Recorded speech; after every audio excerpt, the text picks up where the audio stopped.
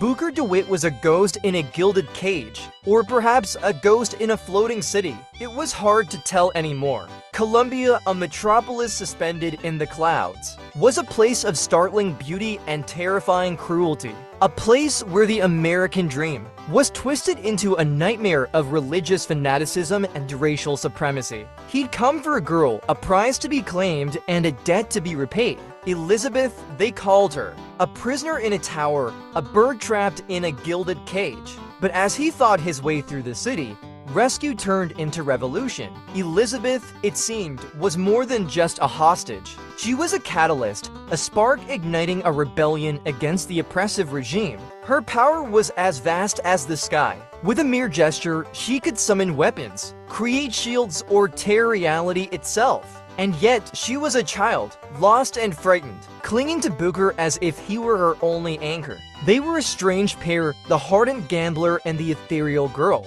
Together, they danced through a world of zeppelins and skyhooks, of fanatic preachers and desperate revolutionaries. They fought their way through the ranks of the founders, the city's elite, and the vox populi, the oppressed masses. But as they drew closer to freedom, the lines between hero and villain began to blur. The city itself seemed to change around them, reflecting their choices in a dizzying array of alternate realities. And in the heart of it all was a secret, a terrible truth that threatened to consume them both. In the end, it was a choice: to save Elizabeth, to destroy Columbia, or to embrace a fate worse than death.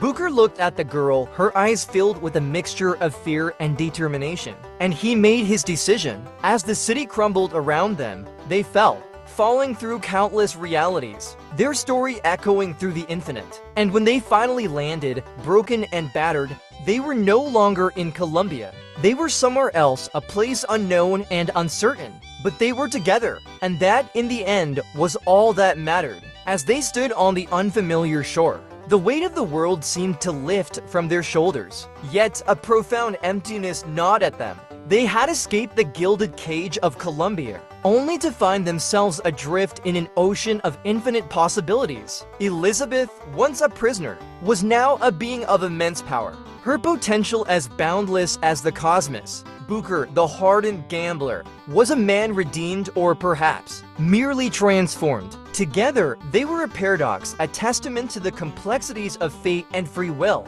Their journey was far from over. The world was a canvas, and their story was yet to be written.